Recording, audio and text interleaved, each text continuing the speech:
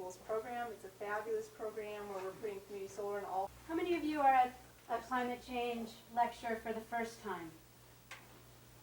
Okay, so I was wondering if everybody who was here had been to some of our other lectures this summer. This is number 7 in a series of 9 lectures, and they have been focusing on various types of impacts from climate change. Tonight, the impacts that we're going to be hearing about may be the most relevant of all for the island audience, and that is impacts on coastlines.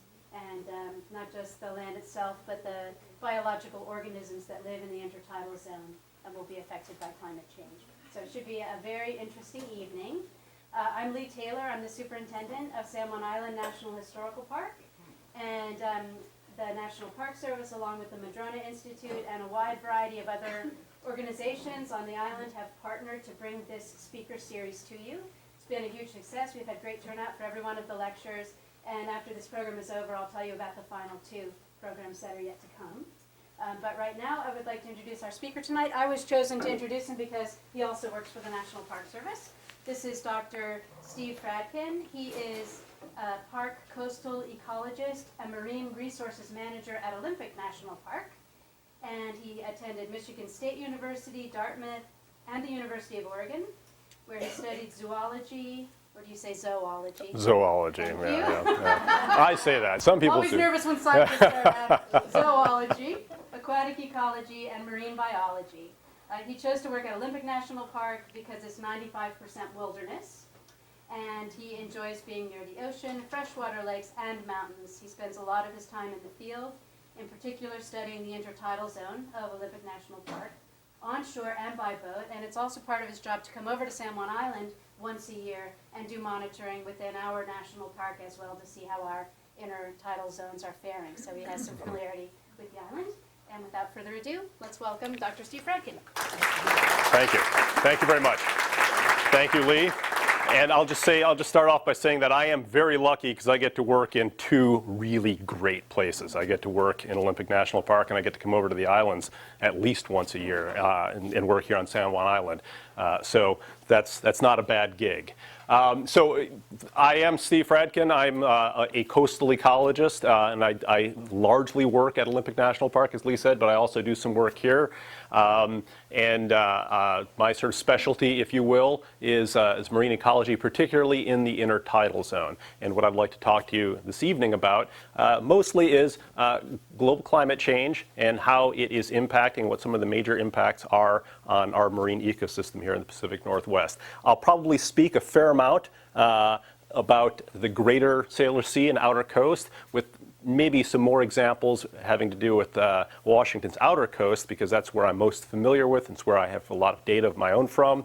But I'll have some general examples from around the area in addition to some global examples also. And I'll also try to bring some of that home so that it's relevant here for the San Juans. This is a photograph here of the outer coast of Washington. This is Point of the Arches up near Cape Flattery. So it's a big open coast, rough area, rough and tumble, open Pacific coast, a little bit different than what is going on here in the islands. As Lee mentioned, I work for the National Park Service, and I actually am part of a program. A lot of my duties are part of a program of long-term monitoring, inventory and monitoring of national park resources, natural resources in national parks.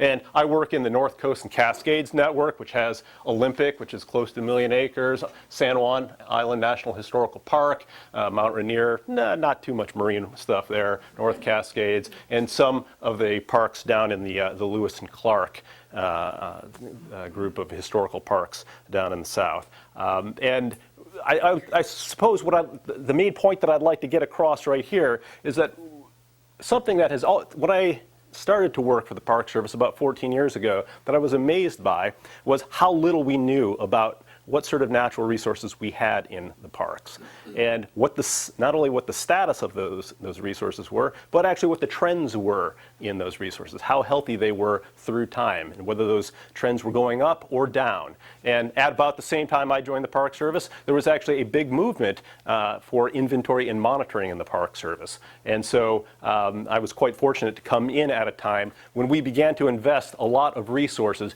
into trying to find out what the status of these resources were and what direction they were going. And that's for long term. And that actually has a lot of relevance for climate change and looking at climate change impacts, because we need to actually have these types of data to be able to look at long-term trends, because it's a noisy world out there. And looking at things over 2 or 3 years, sometimes you don't actually see very good signals. And sometimes we have to actually look at longer term signals, maybe even beyond my career. And so that's some of what we're involved in. So in the Park Service, as I mentioned, I largely work in intertidal ecology. I'm also a limnologist, meaning that I work in lakes, and so that I get to work in mountain lakes and lowland lakes. And I've got some folks who work for me and with me in air quality and climate and glaciers. And I believe a couple lectures ago you heard from Rebecca Lofgren, who deals with a glacier program in Mount Rainier National Park, and we've got a similar program in Olympic that's a sister program to that. Okay, but we're here to talk about marine climate change, and in particular coastal climate change. And this is another part of the Olympic coastline, just north of Hole in the Wall in the mid coast. And I guess the point I want to make here is that in its entirety in the Pacific Northwest, and particularly the coastal Northwest and the Salish Sea and the outer coast, we are in an area that's dominated by water. Whether it be the marine climate or all of the water that falls in the terrestrial environment and has an effect in that near-shore marine environment. It has an effect whether that be on relatively pristine forested areas or whether that effect is actually in relatively urbanized areas in bringing not only fresh water into the marine environment, but additional contaminants such as nutrients and toxic materials. So this is an area, particularly the intertidal zone, which is really influenced by both that terrestrial and that marine, and by water, whether it has salt in it or not. Okay, so, and one last, I'd be remiss if I didn't plug the Park Service one more time, just to say that one of our goals here is, and this is from our enabling legislation, to conserve unimpaired for the enjoyment of future generations. It's got that sort of two-part to it, the enjoyment, and then it's also got that conservation. And you can only conserve things that you understand, because it's very hard to manage things that you don't understand. And that's one of my roles in the Park Service, is to try to get an understanding once again of how these ecosystems are structured and how they function and what sort of trends they are what direction they're going in. Well, Olympic National Park is an area that's about 922,000 acres. It's got the longest stretch of wilderness coastline in the lower 48 states, about 65 miles or so. It's got this huge diversity of habitat types, from low-angle, high-energy sandy beaches to gravel beaches, to cobble beaches, to rocky platforms, to islands and offshore islands, about 490 of them or so.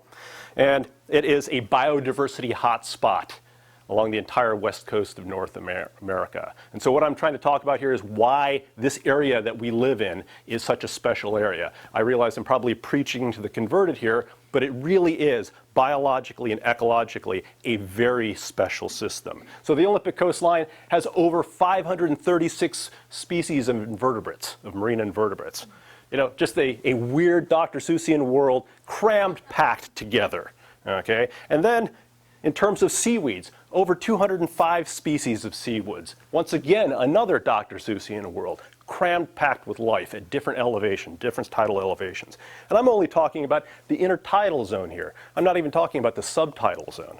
So a very special area. Also, a huge diversity of intertidal fish, from over 65 species that we've inventoried on the outer Olympic coast. Odd snailfish that have pectoral fins that are modified for suckers so they can stick themselves down onto rocks, to eel-like critters, mossy warheads, and even more pelagic species such as rockfish, where their juveniles come into the intertidal zone. Then turning our attention into the San Juans, a little bit more closer to home, we have the San Juan Island National Historical Park. The two units, one English camp, an American camp to the south. I just spent most of the day today walking around the coastline area of American Camp. This very beautiful habitat, once again a diversity of habitats, maybe not as diverse as the outer Olympic coast, but still pretty diverse, from coves and sand beaches, sand and gravel beaches, over on the Griffin Bay side, more sort of protected cobbly areas, up into the bayed areas of Westcott Bay in English Camp, very sort of muddy area for clams, and then rocky intertidal. So a diversity of habitats. A reasonable diversity of organisms also, over 58 species of marine algae, over 150 species of marine invertebrates, and over 14 species of intertidal fish. And some of this work, particularly the algal and invertebrate work, was done by Megan Deter here from this Friday Harbor Lab. So you folks are actually very lucky, I think, to actually have the University of Washington's Friday Harbor Labs here, because I think they bring a wealth of knowledge and a wealth of research that is largely focused in this area. Okay. So what I'd like to talk to you about tonight, with this sort of background of why this area is important and how rich it actually is, I'd like to talk about sort of 5 major areas of coastal climate change impacts. And then at the tail end, if there's a little bit of time, if I don't take too much time jabbering on, I'd like to talk about some other troubling phenomena which may or may not be related to climate change. And I'll just tip my hand there and talk about sea star wasting disease, which I think points up some of the difficulties of trying to attribute things to climate change, because some things may or may not be affected by climate change. So another point that I'd really like to get across here is that ecosystems and climate change impacts on ecosystems are fundamentally complex. They're not very simple. There's not something happens here and it results in this impact there. It ripples through these complex food webs. The food webs themselves, from offshore to intertidal, are very complex in terms of the interactions of organisms. These ecosystems are really made up of a community of different species that interact with each other, that compete with each other in the intertidal zone. If you look on rocky surfaces, they're jam-packed with life. There's a lot of competition for space. There's also predation, a lot of things eating other things. And then you have physical impacts creating open areas. So there are complex dynamics, complex interactions in these areas. And then if you look at the physical environment, water movements, upwelling, and I'll talk a little bit about that in a little bit, and freshwater inputs and how currents move. These are also the physical environment, and ocean chemistry is a very complex thing. So in terms of being able to interpret climate change, we have some challenges there because of some of those complexities. But I would say as a community, as a scientific community, we are placing a lot of emphasis on trying to understand this complexity. And we are in a boom time right now for active research beginning to tease some of these issues apart. I'd also like to make another sort of point that I think will carry through this talk, is that the effects of climate change, are both global and local. A lot of times you will hear, particularly if you look at some of the reports like the Intergovernmental Panel on Climate Change, they talk about global sea level rise and global temperature changes. And some of these things are at almost the global level.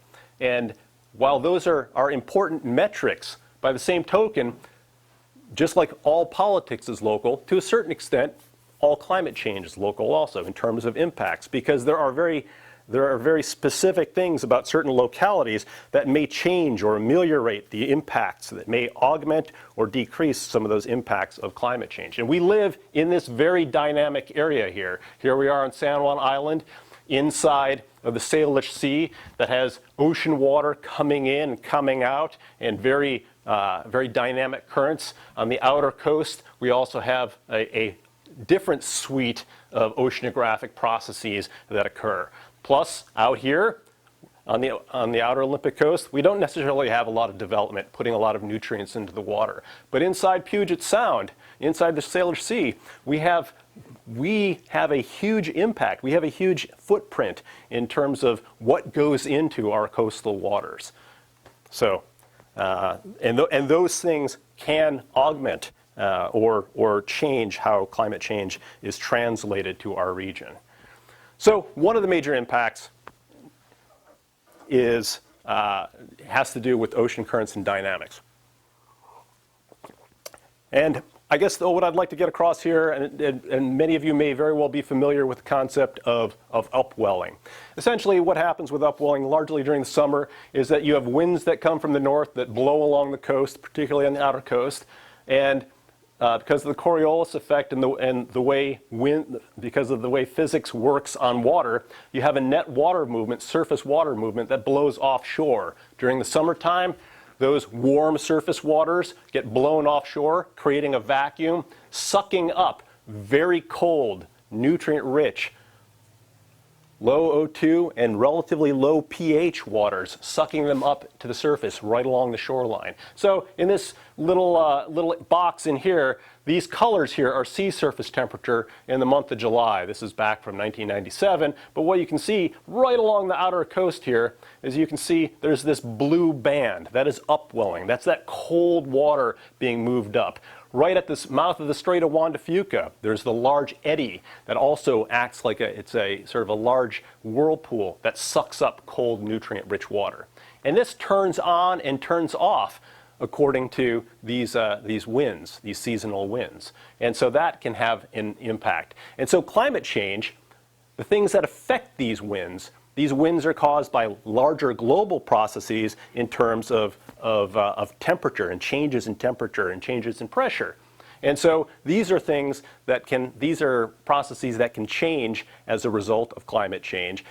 You can have changes in temperature which change these wind patterns and then change the dynamics of upwelling, the frequency and the magnitude and the timing of upwelling.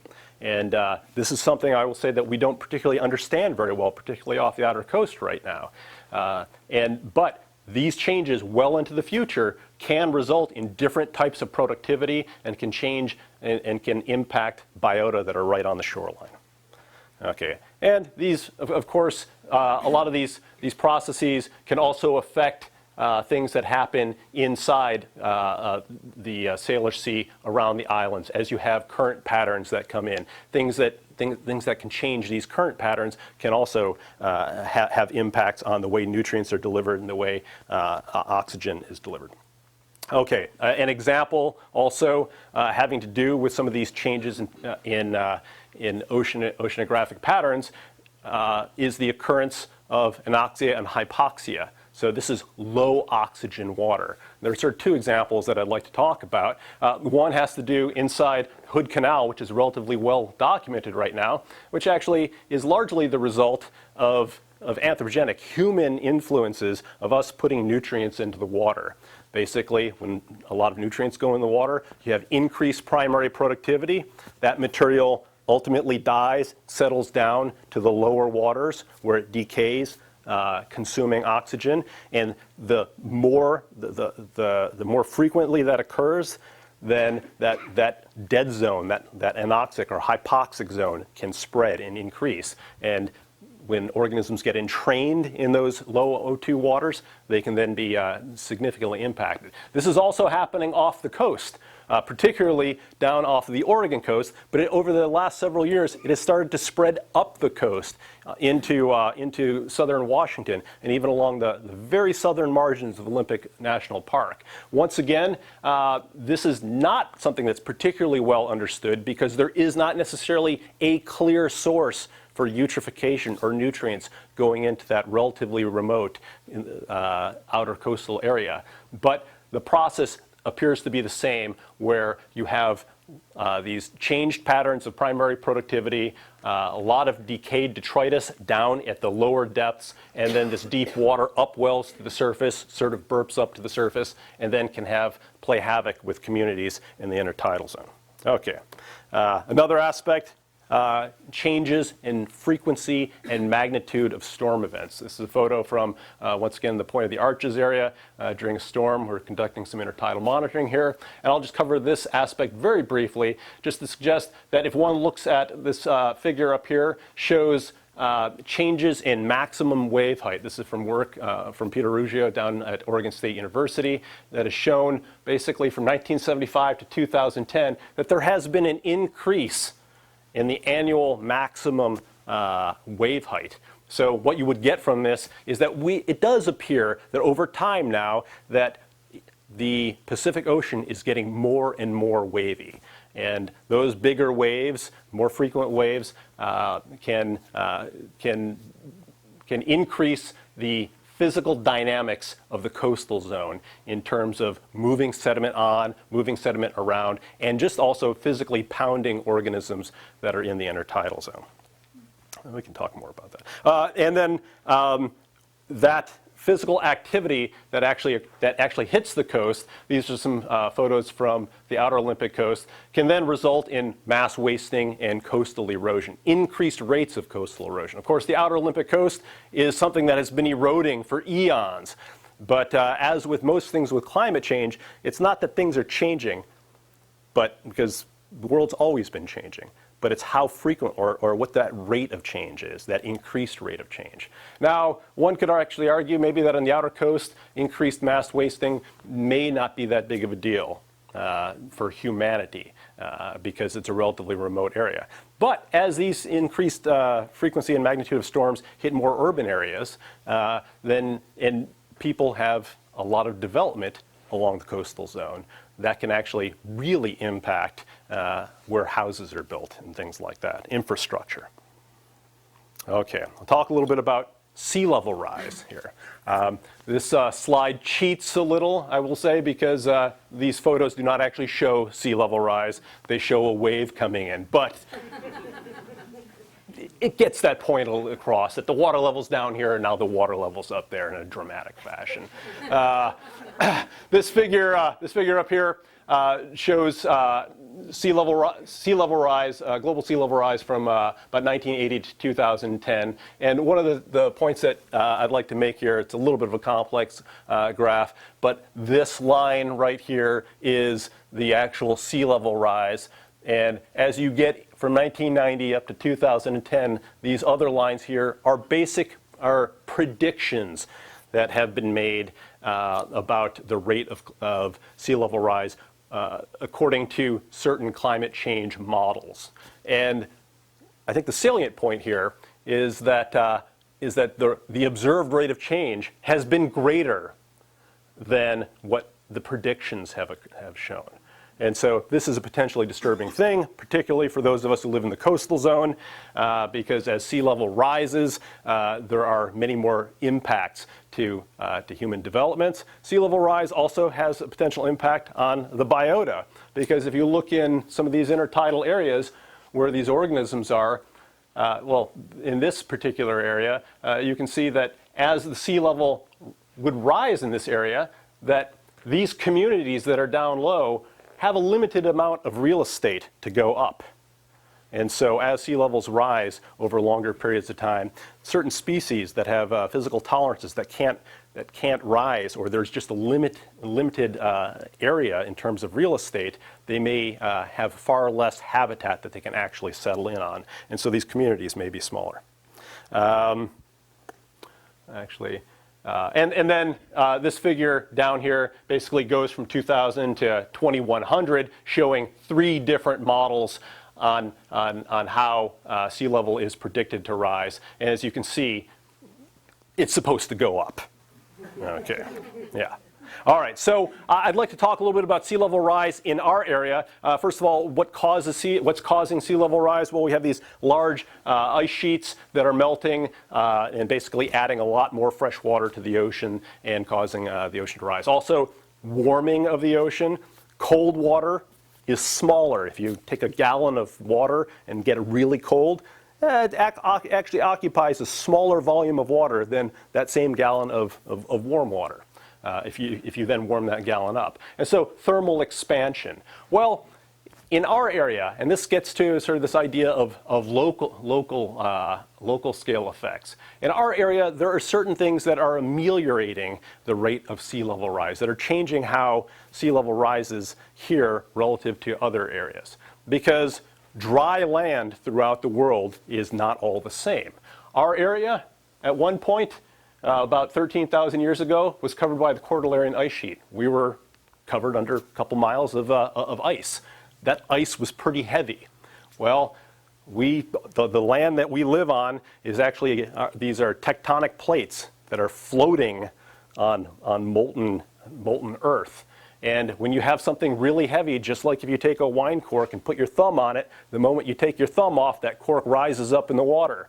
Same thing happens to land when you take a huge weight off of it. So relatively recently, as I said, about 13,000 years ago, we had this huge ice sheet that was over us. Once that retreated, there is something called isostatic rebound, where basically the land, the surface of the earth, then begins to rise as a result over, this is slow geologic time, but that rise is measurable, and that land then rises up.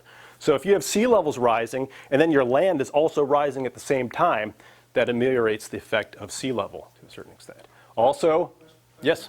Do you know what the rate of rebound and what the rate of uplift is here on the island? Actually, let's just simplify it, and I'll say no. But I have a slide in a little bit. I have a slide a little bit later that might answer that question, and then I'll even put in a plug for Phil Mote, who's the next speaker, who could certainly answer that question.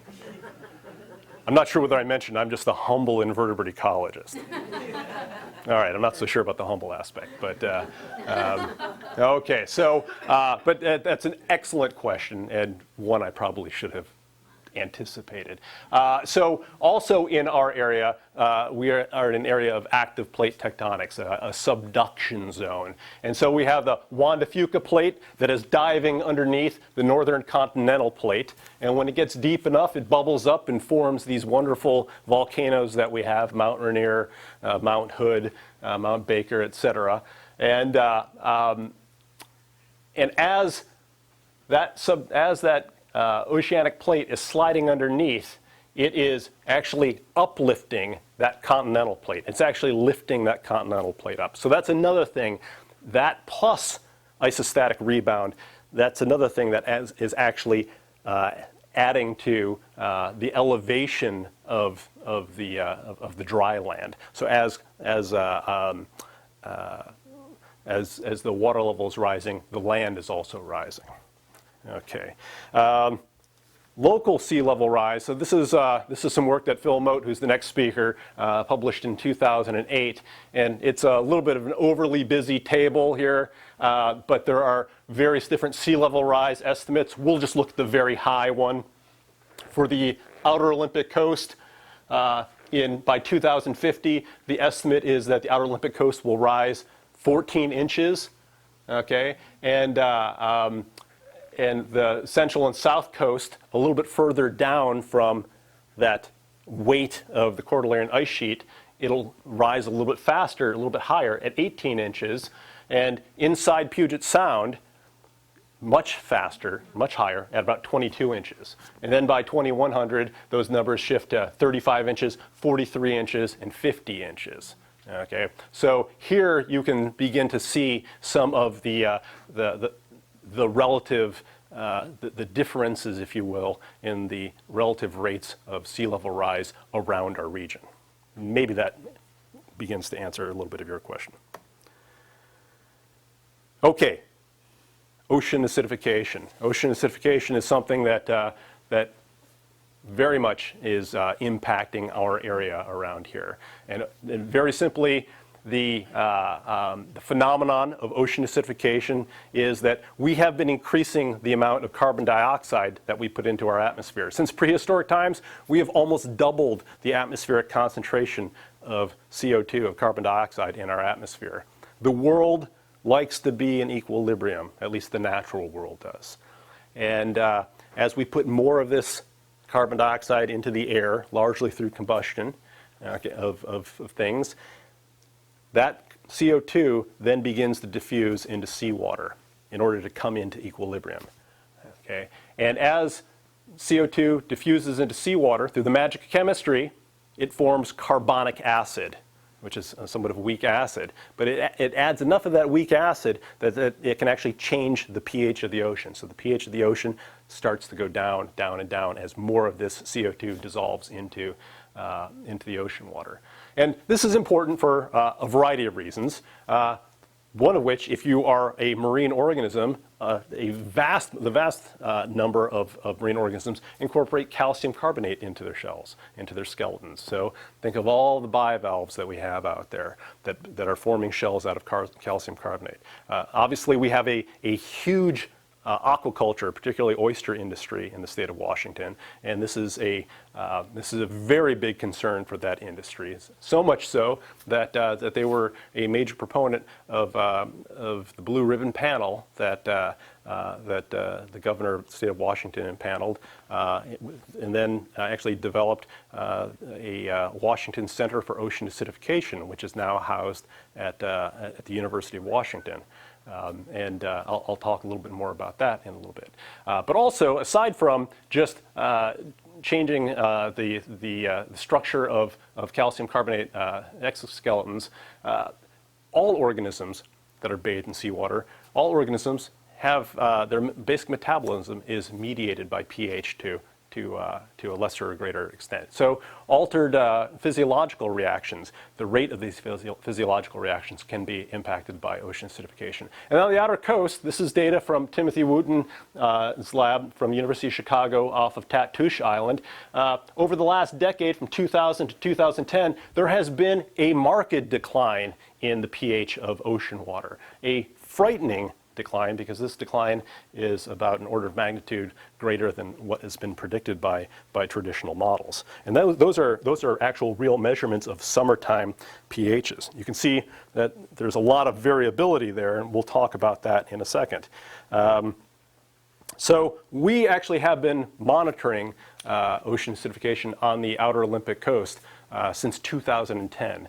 So up at the very top is Tatoosh Island, where Timothy Wooten's group has been monitoring, and then on the park shoreline, on the southern park shoreline in Browns Point, and then on the mid-park shoreline at Sokol Point is where we have been monitoring ocean acidification. And essentially, we have relatively large tide pools where we have instruments mounted on the side, and these instruments are taking readings every half hour, continuously, throughout the year. And so this is that same site as the tide is coming in. And as you can see, this is the big bad Pacific. And I couldn't stay around too much longer after this, otherwise I wouldn't have been able to make it out. And this is, once again, this is that site showing where this instrument is moored. And then we're able to go out to this site and maintain these instruments on a bi-weekly to monthly basis. And as I say, we've been doing this since 2010. And here are some data that we see from this effort. And this is a continuing effort, I might add. This is being incorporated into our long-term monitoring program. So this will be a long-term effort. So from September 2010, these data are up through March 2014 that I show. I suppose there are a couple of points that I would like to make about this. One, in these figures right here from the South Coast site and from our Mid-Coast site, as I mentioned, these are continuous data. I've sort of broken up these data into sort of two different groups. The red is what I would call summertime, okay, April through October or September. And then the blue is the winter season, which is basically October through March. And one of the things that you see is that during the summertime, pH is highly variable. During the winter time, it's much more stable. Of course, there's some variability there. And one of the reasons being for that instability is that this is on a rainforest coast where we get a lot of fresh water, and winter is the rainy season. And so at times when we get 6 inches of rain in 24 hours, there is this big freshwater lens that sits there in the intertidal zone. And that that actually has a huge impact on the pH of the environment, because that fresh water is relatively low in pH, so that can sort of temporarily change that pH. So there is seasonal variability in this pH, and to a certain extent, this has been going on for a long time. This summertime variability, part of that is driven by changes in primary productivity in terms of upwelling. So as you get primary productivity going on, you actually get consumption of CO2. Okay, and so I suppose that's one of the points I'd like to make here is that there is differential variability between seasons. And over in this figure, these black data are from 2000 to 2010 are the same data from Tatoosh Island on the northern part of the coastline. So this is the University of Chicago data. And these data right here are our data, our Park Service data from 2010 through, well, these show through 2013 here. And I think the take-home message here is that we do not, from our monitoring, appear to see a continuous decline at the same rate that they're seeing up on Tatoosh Island. We see there's no significant difference between these 3 years at either site. But the average pH at each of these sites is down around this bottom area that was seen on Tatoosh Island.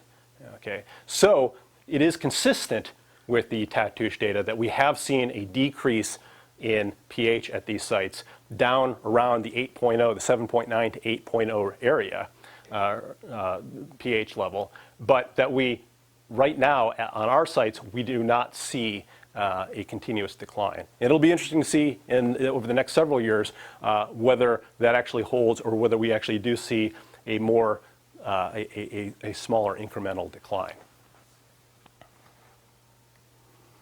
So are we seeing effects of this decreased pH? We have seen some effects of decreased pH in our region. As I mentioned, the shellfish industry in the state of Washington has had huge problems with their larval oysters because they take natural water in through their intake pipes and grow oyster larvae up in their hatcheries. And they have had huge problems in taking relatively corrosive acidic water in, and these very sensitive early stages of oysters have had very poor survivorship. Okay. These are some data that from the outer coast of Olympic that for little neck clams, hard shell clams that have this robust calcium carbonate shell. And so these are some data from 2006 and 2014. And basically it's a length by weight. And essentially, if there were an effect between 2006 and 2014, where 2014 we had more corrosive water, and that was actually affecting the shell of these bivalves, you would expect that at any given length that the shell would weigh less. Okay, does that make sense? And what we hopefully here, what we actually see is that there really is no difference. There's no significant difference. These black dots here are the 2014 data, and these white dots are the 2016 data for this small subset of clams. And we actually see this also in butter clams, a separate species, where at least right now, these organisms do not appear at this life history stage, this adult stage, do not appear to be being affected by ocean acidification on the outer coast. But as I mentioned, this is ongoing research. We're continuing to take these data, and not only that, we are hoping to expand as the Park Service. We're actually hoping to expand our monitoring from the outer coast with a site here at San Juan Island. And so we're hopeful that over the next year or two that we will be able to establish a site on San Juan Island, so we can get comparable data from what we're collecting on the outer coast inside Puget Sound. And I think that given that there are a different set of stressors, if you will, because there are different impacts occurring inside Puget Sound, particularly with regards to eutrophication, nutrient inputs that can also exacerbate ocean acidification. within the Sailor Sea waters, that a comparison between the outer coast and the Sailor Sea will be quite valuable for those long-term data.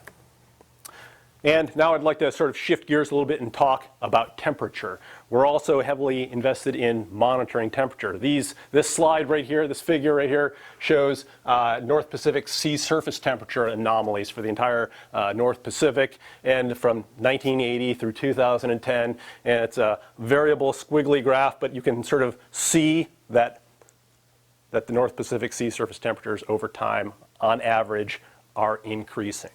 Okay, consistent with global warming. And of course, on the outer coast, we have seen impacts that are consistent with temperature effects. We've seen large die-offs of chitons up in the higher intertidal area. We've seen red algae that have been bleached, basically baked, and of course some of our high intertidal zone other algae that also have shown some heat stress effects. But if we actually look at our data from 2006, and this is actually goes over to 2013 here, and we have on the outer coast an array of temperature data loggers in the intertidal zone. So these things are in the mid-intertidal, and they're collecting temperature records every half hour. So the cool thing about these is that we actually get not only what that intertidal water temperature is when the tide is up and these things are flooded, we also get a proxy for what these organisms may be experiencing when the tide is out. Because intertidal organisms get the best or the worst of both worlds. This terrestrial world, they're terrestrial at one point, and they're also aquatic or marine at one point. And so these data that are up here are the water temperature data. And at these 9 different sites here, from the south coast up to the north coast. And I think that one of the things that you can see here pretty clearly is that at least from 2006 through, 6, 7, 8, 9, 10, 11. Well, it's really only 2010 through, or 2011, that there is no clear trend in terms of increasing temperature in that intertidal water. And there's another way we can look at it. This is one of those sites, and this looks at the average temperature at just one of those sites during the month of May, which tends to be one of the hotter months, May, June, and July. And you can see also that this goes back from 2004. We have a missing year, 2005, but that there is no clear trend in terms of increasing water temperature, at least over this time scale. However, you can look at air temperature, and this is just a little snippet of time from in 2006, from May through July, and the blue dots here are the water temperature, those times of the day when that sensor is covered with water, and the red dots are the time of day when those sensors are exposed to the air. And you can see here that some of these things get pretty hot. Some of these things get close up to 30 degrees Celsius. So if you were a mussel or a barnacle that was being bathed during the day at 10 degrees Celsius, and then all of a sudden the tide goes out and you go up to 28 degrees Celsius. That's a big thermal shock. And for some of these organisms, that's a little bit too much for them, particularly if it happens very frequently. And one of the predictions that we might make about global climate change is that air temperature is going to increase also over time. However, once again, the caveat is that we have a relatively limited time span in terms of the data that we're looking at. But this is from 2004 through 2012. These are the number of days during this month in July and June at these various years, the number of days where the temperature got over 16 degrees Celsius, where the air temperature when these sensors were exposed to the air. And you can see that there is a reasonable amount of variability across these years, but that there isn't necessarily a clear pattern with time. I suppose if you just looked at these data here, you could see that there is a pattern here, and during this time period that there is a pattern. But across this entire time scale, there isn't necessarily a pattern with time. But there has been research inside the Sailor Sea that has looked at potential temperature effects on zonation. One of the great things about our rocky intertidal zones, if you, when you go out and look, is you see these particular bands of organisms, this concept of intertidal zonation, where you've got barnacles and you've got mussels and you've got algae in these distinct bands. And essentially these bands of organisms are really set by biotic interactions and physiological tolerances. And generally speaking, the tops of these bands are usually set by physiological tolerances. Their susceptibility to being dried out or getting too hot. Both things that you might think would be affected by climate change. And the lower band is usually set by biotic interactions. So particularly for these mussels, the lower band is largely set by the predation by the ochre sea star, Pisaster ocraceus, that we'll hopefully talk about in a little bit. And so Chris Harley from University of British Columbia looked at some historical data from the late 1950s in terms of where these different, what the elevation of these different bands were at a variety of sites in Canada and some sites on the Olympic coast, or on the north, on the San Juan de Fuca coast, and looked at, these are some summertime average daily temperatures, and you can see that over this period from 1950 to 2010, that these terrestrial temperatures, summertime average temperatures, has gone up over this time period. And these are only 2 time points from the 1950s and 2010, but what you can see for the barnacle zone, this is the top of the barnacle zone, and this is the bottom of the barnacle zone. Okay, and what the point here is that those have shifted down over time. And the interpretation that Chris has here is that basically that as these barnacles up here got hotter and hotter, they couldn't survive so high up on the rock, so they had to shift down. And actually, the mussel zone does not appear to have significantly changed. Well, we can look at this with some of our data on the outer coast. And we have long-term plots. It's me out on a nice low tide day out on the Olympic coast. And we have plots that we set up tapes, and we actually measure where the top and the bottom of these different zones are. Now, we also look at what the community composition is within these zones, but I'm not going to go into that right now. But I'm just going to talk mostly about the zonation patterns. And we have 4 different sites on the outer Olympic coast. And so in this rather messy graph, because this has got big error bars on it, but essentially these black points here, those are the top of the barnacle zone. And these white dots here are the bottom of the barnacle zone. And what you can sort of see is that the top of the barnacle zone over this relatively short time scale, 2008 to 2013, has not significantly changed much. And you can also see that on average, for the bottom of the barnacle zone, that hasn't changed much. So from these data, you would surmise that over this time period, that we aren't necessarily seeing these effects, at least on the outer Olympic coast. That doesn't mean that over a longer time period that we won't see these things. Because remember, the Harley work on Vancouver Island was from the 1950s. That was over a 50-year time span. And so this is not even a 10-year time span.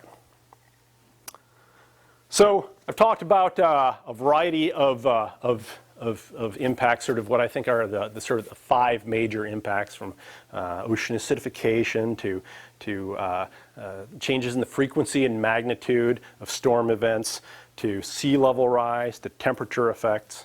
Now I'd like to talk a little bit about something that is very topical these days, and it's something that we've been doing a fair amount of work on in collaboration with a growing consortium of folks having to do with sea star wasting disease. And this is something that may or may not be associated with climate change. One could imagine that, I mentioned that climate change impacts can potentially be very complex.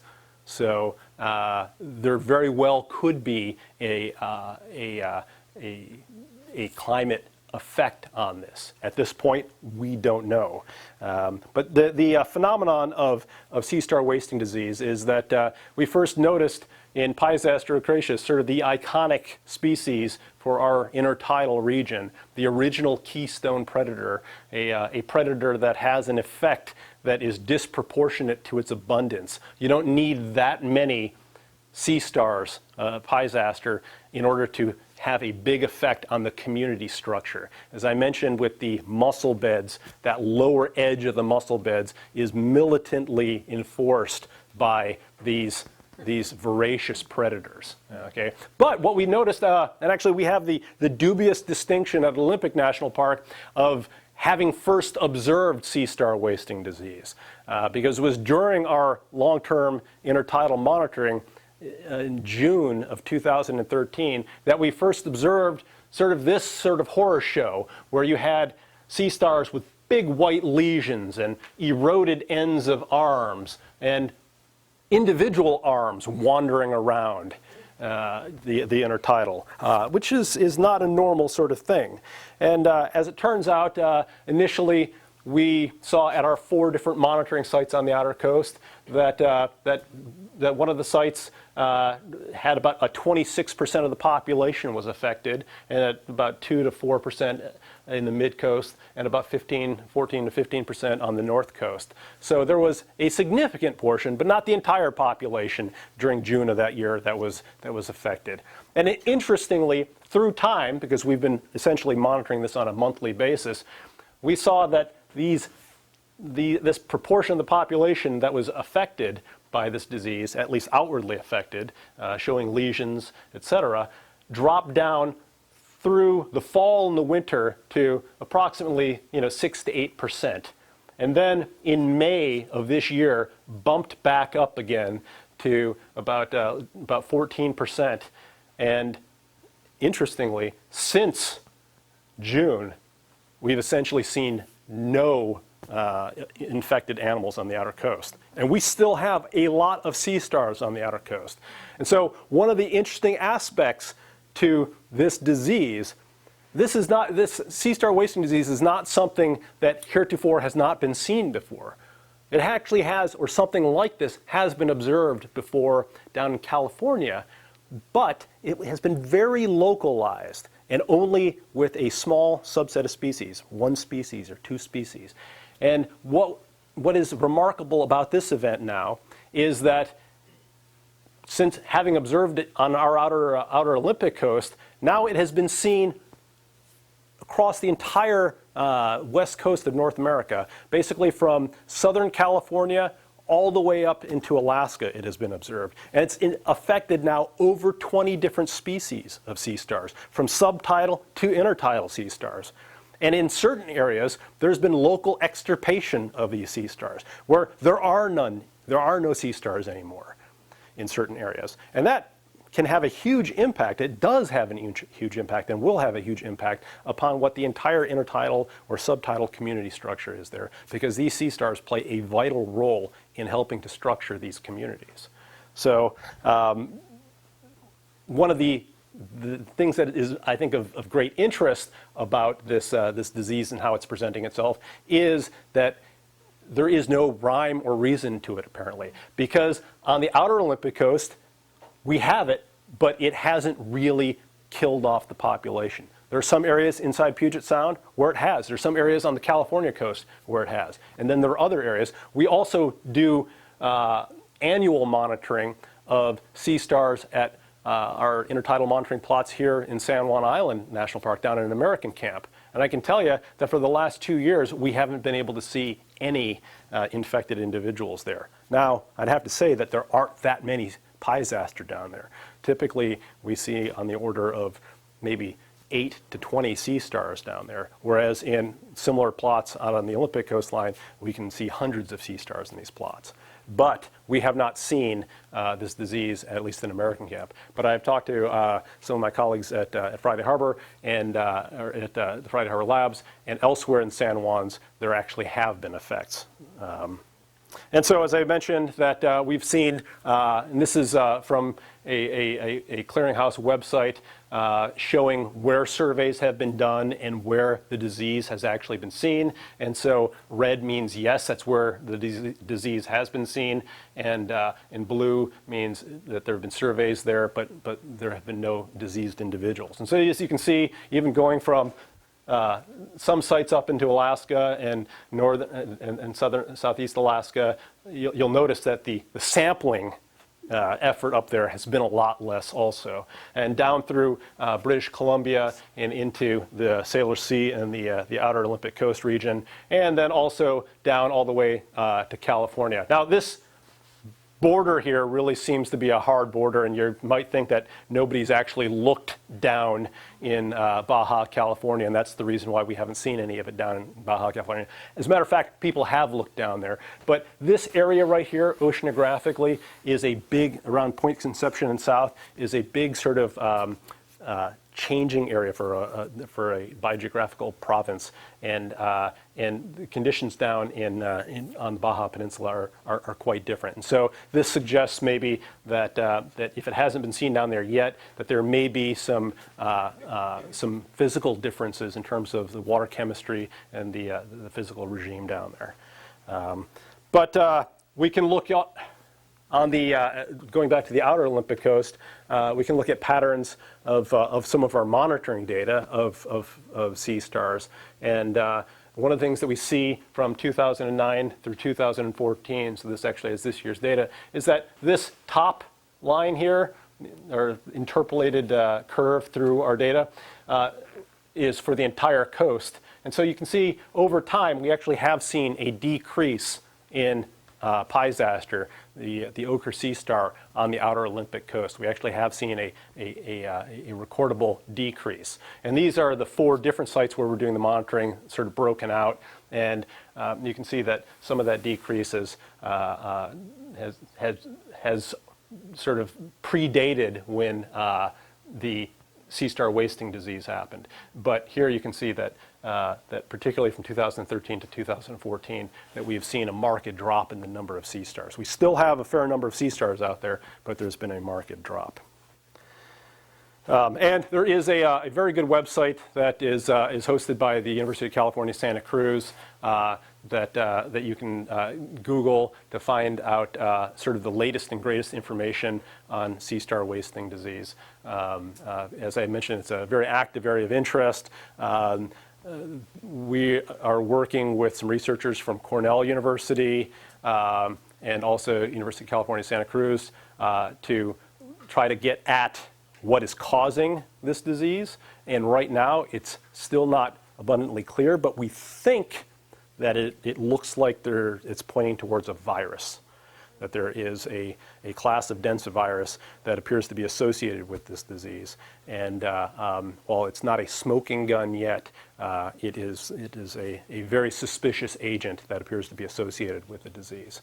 But of course, what environmental controls are allowing this, if it is this virus, are allowing this virus to sort of proliferate across species is very unclear right now. We can say that you may have seen in some media that it appears to be temperature related. That is not necessarily clear. That in some sites it appears to be temperature related, but in others there is not a clear temperature signal. So it's undoubtedly a more complex suite of environmental conditions that is allowing this to happen. And as I say, that may have a root in some of our changing climate, but then again, it may not. Hopefully, future research will begin to sort of address that. And sort of very finally, I will just say that you can look at other organisms. I do a fair amount of work with razor clams, and these are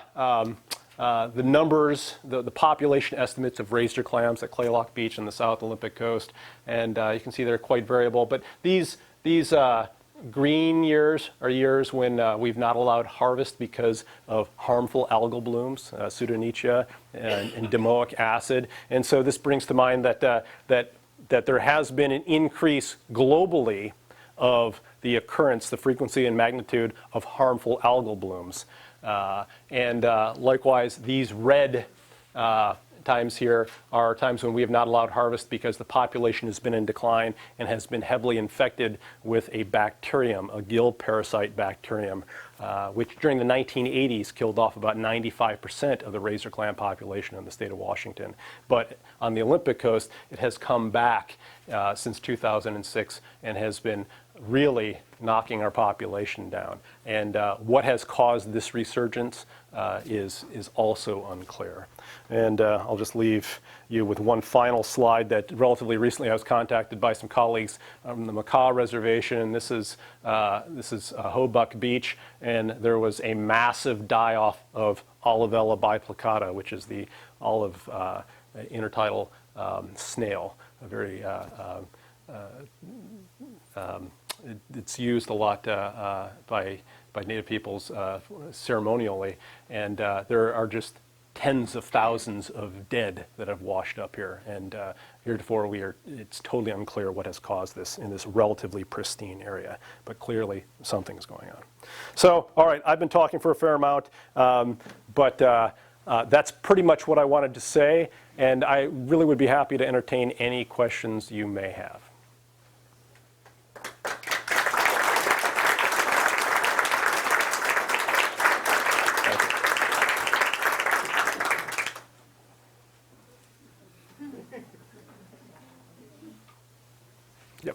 Thank you for doing all of that baseline work. I think that's going to be very valuable in the future. Curiosity doesn't have much to do with your program, but how does one measure the water height? How is this rising or going lower? I'm sorry, how do you measure what height the ocean is? Oh, how do you measure sea surface elevation? That is a really good question, because it's actually kind of difficult.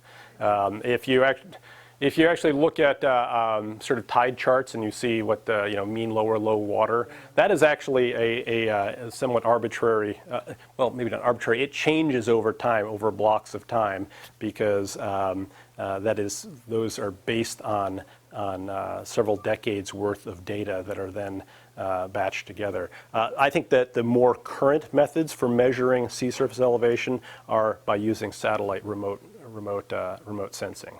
The technology there, I'm not sure I mentioned this, but I'm a relatively humble invertebrate ecologist, and so satellites, I don't totally get, but they have instruments in there that shoot lasers down where they can take very fine measurements of sea surface elevation.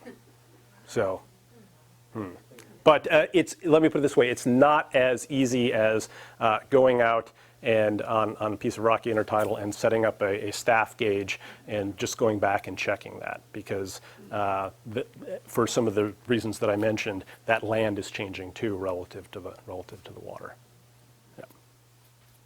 In past years, I've driven around and flown around the Olympic forest, and I was just appalled at the amount of clear cutting outside the forest. I mean, it's absolutely devastating. Yeah. Are the loggers trying to grab part of the forest? Are they, well, that's the first question. Are they trying to grab part of it? And is there any way to alert the populace of what's being done? I mean, the clear cutting is just horrific, and they do nothing. They just leave a god-awful mess. Yeah, no, it is pretty stunning. I've lived on the peninsula now for 14 years, and when I first got there, I was horrified every time I drove around. And in order to work in Olympic, you've got to drive long distances in order to get to parts of it, because most of the park itself does not have roads in it. And I have, and it's wonderful. It gives you a very different perspective. It's wonderful, but Yeah. it's horrible. It's outside of the park. The clear cuts, I agree, are sobering, and well, I'm certainly not a forest practices person, but it is. I think that certainly does create some challenges. I have one of the slides I think I showed, or I have one of my favorite slides, which is a Landsat photo of the Olympic Peninsula, and you can see the outline of Olympic National Park just based on vegetation characteristics. It's pretty stark just by looking at sort of an unretouched photo. You can see the very clear boundary. So your question, do they try to get into the park? Generally, no. What are the I think from a climate change perspective, and there maybe some of a previous speaker may have talked about this, from a climate change perspective, climate change is also affecting forests, particularly with regards to allowing pests, forest pests to get in and kill off vast tracts of forest. And that's where some of the timber industry has wanted to come in and helped clear out logs so that to reduce forest fires and things like that. But that's a very complex, I think, set of questions. And in terms of the effects or just the aesthetics of clear cuts, it certainly is a real issue. But I guess all I could really say to that as a Park Service person is it's a really good thing that the American people and that Teddy Roosevelt set aside 922,000 acres of old growth forest. So because otherwise, I guarantee you, the entire Olympic Peninsula would be a clear cut. So when I talk, I just had some visitors recently that stayed with us for several days, and they drove around to several areas, and they were amazed by the park, but they were appalled by just what you're talking about. And yeah, it's yeah, I hear you. Does the rise of sea level ameliorate the effects of increased water temperature and air temperature? I'm sorry? Does the rise of sea level over time, will that ameliorate the effects of warmer water and warmer air temperatures, or are those changes so fast that it really doesn't? So let me think. So does the rise in sea level, does that change air temperature? The organisms are moving down, but the sea level is rising. Oh yeah, I see what you're getting at. And actually that is an interesting point that I didn't cover, that if you have sea level rise and if you have increased air temperature, which is driving intertidal organisms lower, essentially what that can do is it can actually squeeze squeeze those individuals, those organisms into narrower bands and ultimately maybe out of existence. Because as sea level, under that scenario that you're describing, as sea level rises, you would expect that certain types of organisms, let's say barnacles, Balanus glandula, that don't do well subtidally, don't do well too low in the intertidal. They have to be at a certain elevation in the intertidal. And as that sea level rises, that's going to push those organisms up into their comfort zone. Maybe not the actual individuals, but the populations over time will rise higher in elevation. But if you also have increased air temperatures that are driving those organisms lower, then that's going to really put a squeeze on that sort of Goldilocks zone of where they're most comfortable and can make a living. Maybe to the point where there's just no space for them anymore. Yeah. Yeah, in your degree day model, with air temperature and the intertidal, Yep. you chose 16 degrees as the threshold Yeah. for a degree day. I'm just curious if that was based on a biological model or more of a mathematical. Almost capriciously arbitrary. Okay, so Yeah, where you almost. had a range of, Yeah. I think you said 10 to 28, Yeah, and you chose 16. And Right. wherever you choose that, of course, you would really change. yeah, no, you're absolutely right. So if you looked at the number of days, say over 25 degrees Celsius, that you might see, the data would largely be the same, because by adding more, not to get too technical here, but by adding more degree days at those lower levels, you're just bumping up the size of those bar graphs, each one of those bars. But from an eyeball glance, well, from an eyeball glance, you would have a smaller increment across those bars. Does that make sense? Yeah, I was just curious if you had some other research based on the temperatures and seeing more die-off of certain organisms. Or Yeah, more yeah. species would die off above a certain temperature. Well, for our work right now, we don't have that.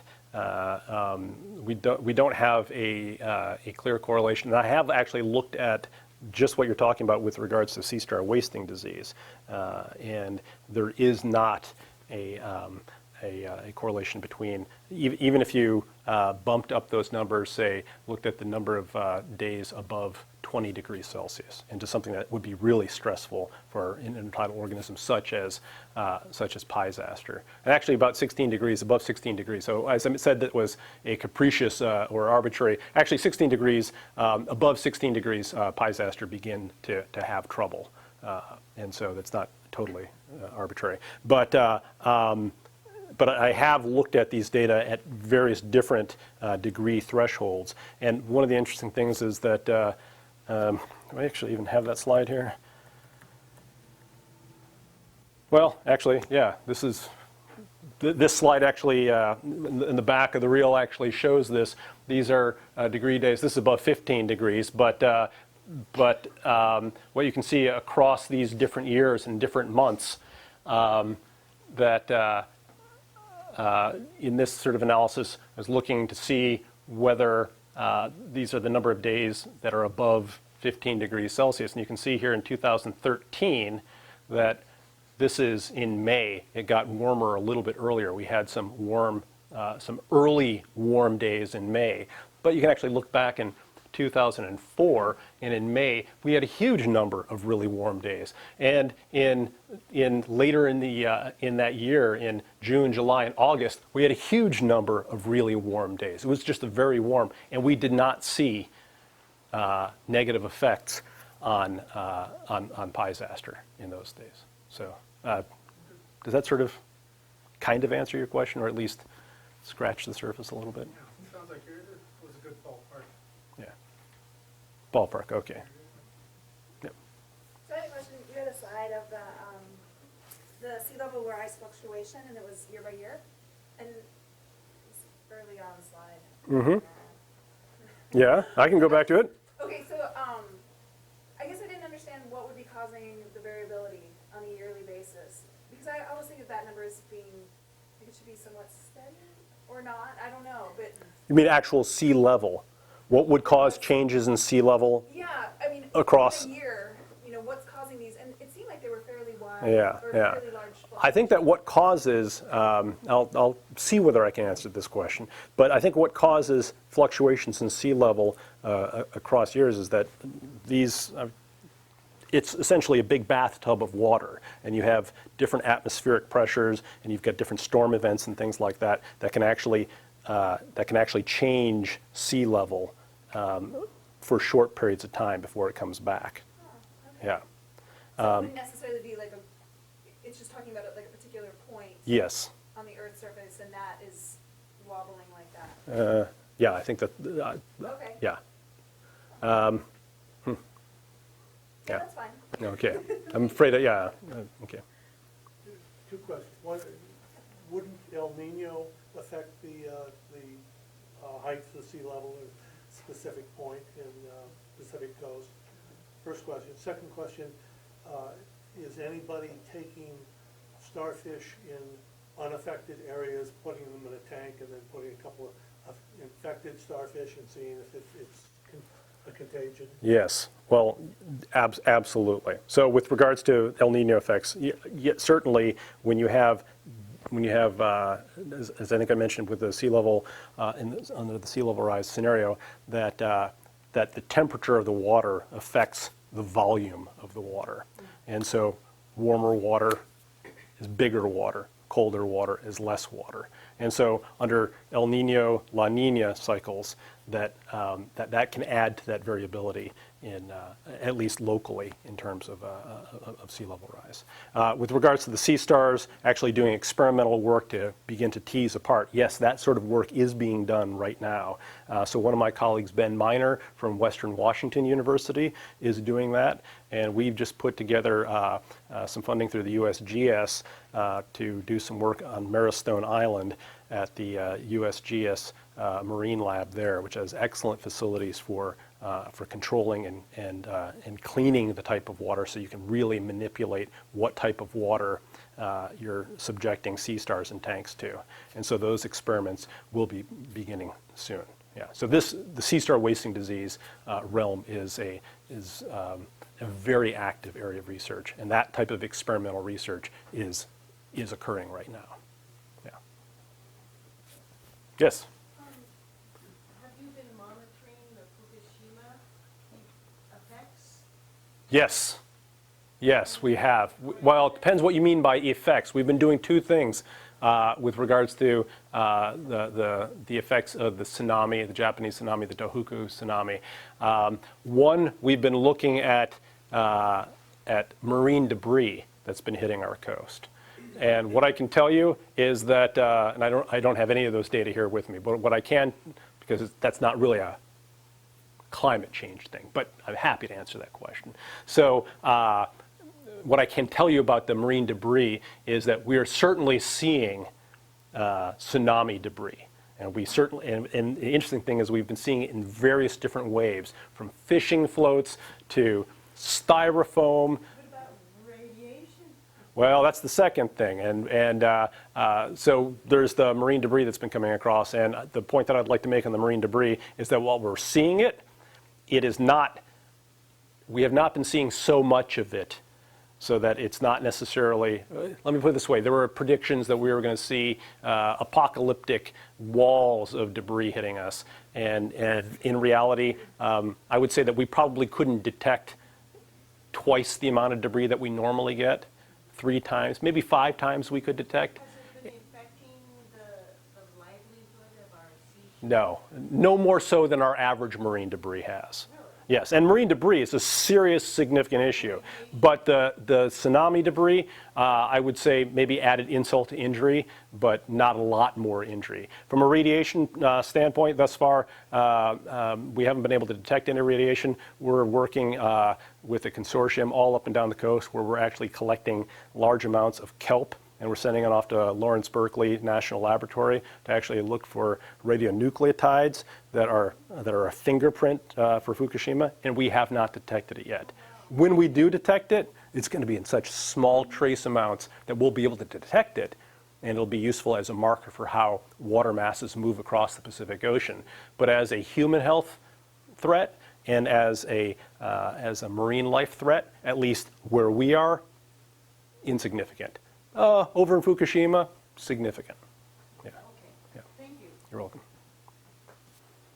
Back Go there. ahead and take 1 or 2 more questions. So, you mentioned that there is some possibility or someone is positing that there's a virus that's associated with the, Yeah. is it Vibrio? No. No. And Vibrio is a bacterium. Yes. But that Vibrio has been ruled out. Yeah. I haven't kept up with like the very latest on sea star wasting, like currently. So what I'd like to ask is how extensive, how much of an impact is it making? Like, what's the latest news on sea star wasting as it's affecting the sea stars? And then also, what are the potential effects in the ecosystem of what's happening with the sea stars? Yeah, great.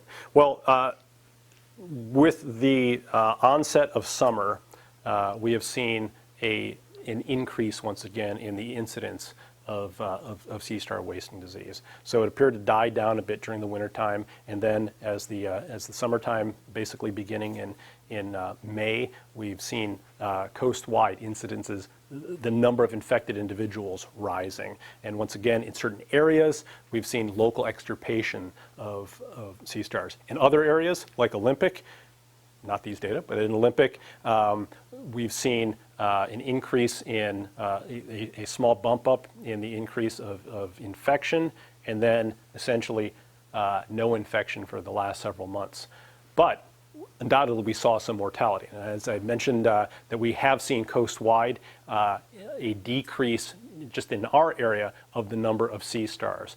But in other areas and other locales, as I mentioned, there have been no sea stars that have survived. There have been basically huge die-offs of sea stars. So the ecological effects, we're going to see what they are in some of these localities, but they probably will be profound because many sea stars are these keystone predators, or these keystone organisms, and they're vital for structuring a lot of these intertidal and subtidal communities. So for instance, Piesaster in the intertidal, it is a voracious predator.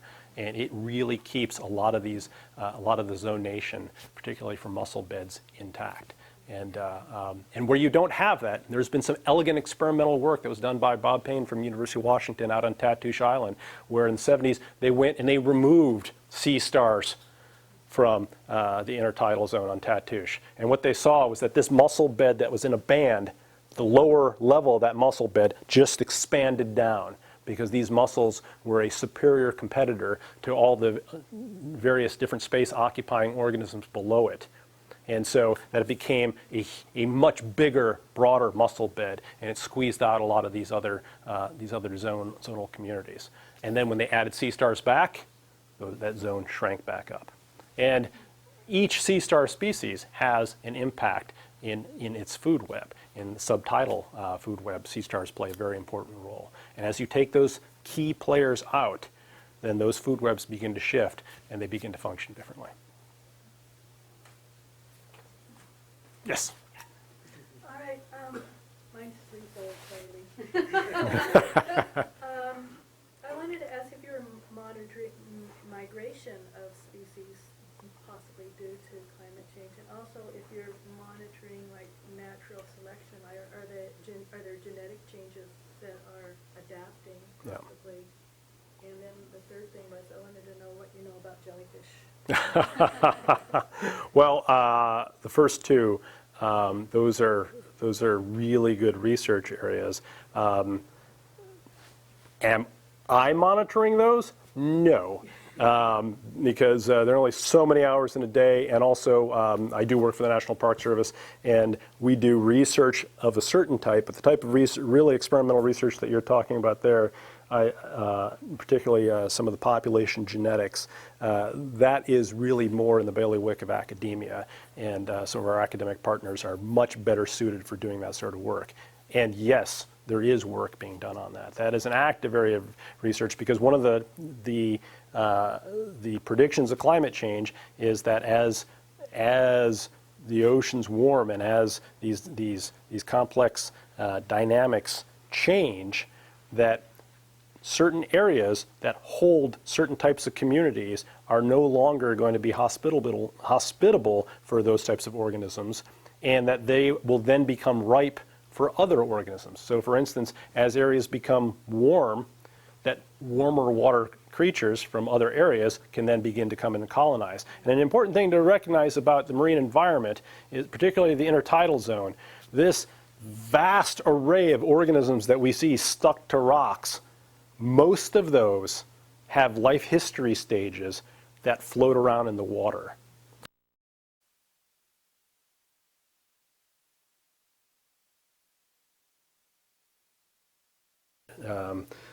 Changes are occurring that some of those food webs are shifting over more towards jellyfish, particularly as we remove a lot of fish and top predators and things from systems. That's changing some of the ecosystem dynamics and is favoring jellyfish in certain areas. Yeah. But I'm not a jellyfish researcher. Will be disappointed if they do not get to ask their question. Yes. The untreated wastewater from Victoria. Why do they still do that? Really? What's the measurable effect? What's the measurable effect? Gosh, you put a lot of nutrient. Well, I think that there are a couple of measurable effects.